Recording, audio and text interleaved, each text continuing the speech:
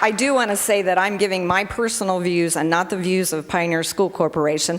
I am retiring this year, so I don't have to worry about them firing me, but I don't want them to be held accountable for my views.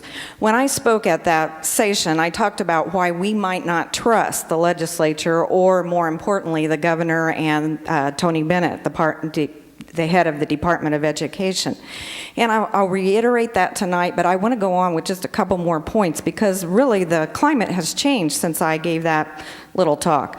I shared with the people there that had not person-to-person dealings with Mitch Daniels, but relationships with what was going on with him through the years. Many years ago, he'd served on the board of IPALCO, Indianapolis Power and Light, and my parents had stock in that company. And while he was on the board, they worked to have a merger. And he very smartly got off the board and took his stock and got his money out of it before the merger. My parents weren't so fortunate. They had stock that was valued at $118,000, excuse me, before the merger. After the merger, that stock was valued at $18,000. Now, if you don't think that upset my parents, you're wrong. They did have money other places, but right now they're both in a nursing home, and I'm the POA, power of attorney, for their accounts. That would pay, the difference would have paid for 1 year for both of them in the nursing home. It also caused physical damage to my parents, because you can imagine an older person upset about how much money they lost. Yes, it was only money on paper, but yes, it really did affect them. My sons lived in northern Indiana and Chicago. My one son has since moved, but he was there during the time that the toll road was privatized. Now, that was supposed to be a good deal for us, and I was reminded by a representative that that's how we're getting our Hoosier Heartland, is because we sold that to a foreign country. We didn't sell it, I was reminded. We only leased it for 99 years. How many of you will still be alive when that lease runs out? Okay, that's kind of what I said, too.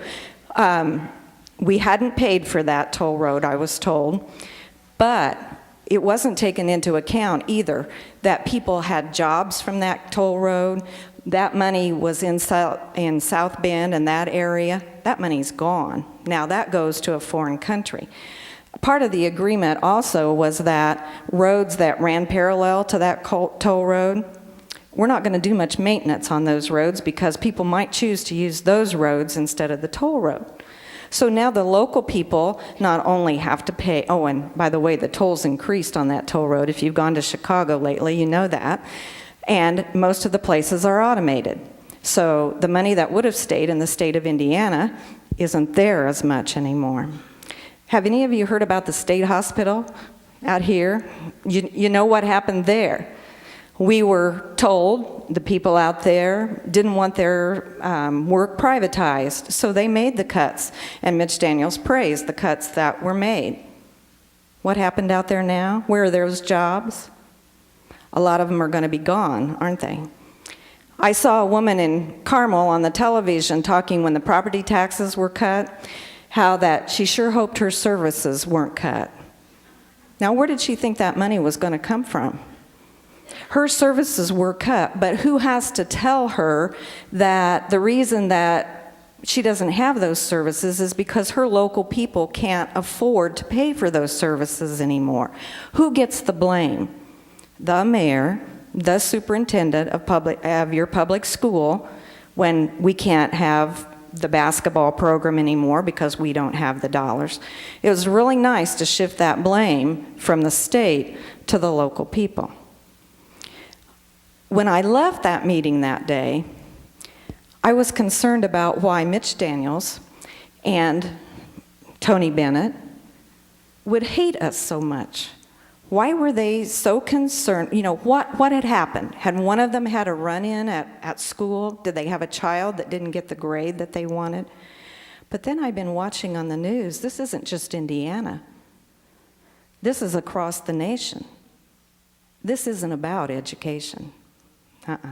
I know we looked at lots of bills, but this is about money, and this is about power.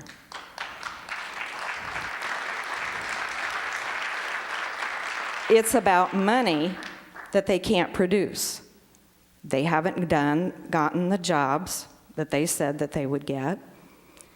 And I think that as teachers, we would understand if they showed us that they really didn't have the money. I know in my corporation, there have been years we didn't take a raise. We didn't get a raise. We didn't get all the raise that we could have gotten. So it's about money that they can't raise. But even more importantly, it's about power. You saw all those bills that Craig listed, all of the things that would affect education. Were they about better education? No, they weren't about better education. What were they about? Punishing teachers who voted Republican. I'm a registered Republican, but I didn't vote for some of the candidates that wouldn't support schools.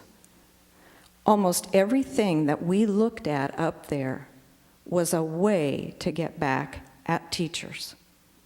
Like Craig said, in our state, we have to belong to the union.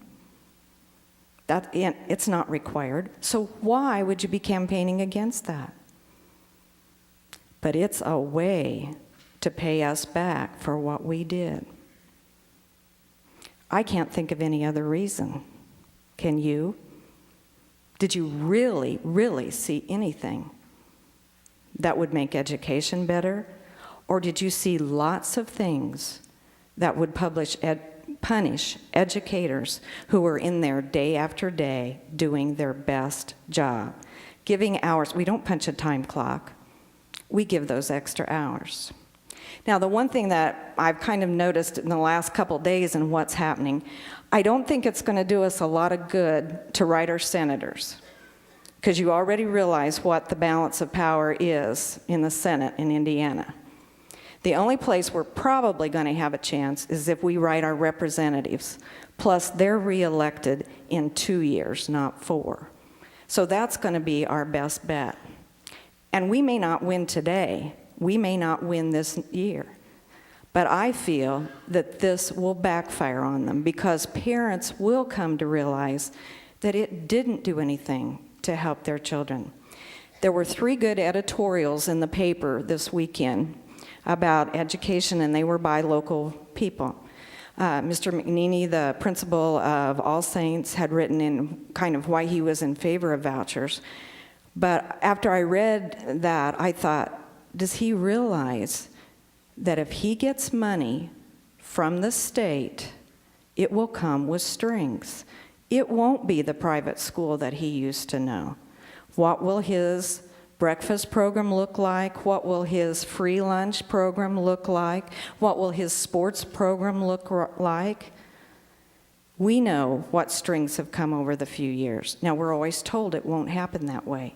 What about I-STEP? What did they tell you when they first started saying that we were going to have I-STEP? What was its benefit for? It was for the students, wasn't it? And it would never be used to evaluate teachers. What are they going to use it for now? To evaluate teachers. No, private schools, we will never tie these vouchers to our rules. Do you believe that? No. I don't have a solution. I just hope you keep fighting. I plan to keep fighting even after I retire. But I really, really feel sorry for those that are just entering the profession. Thank you.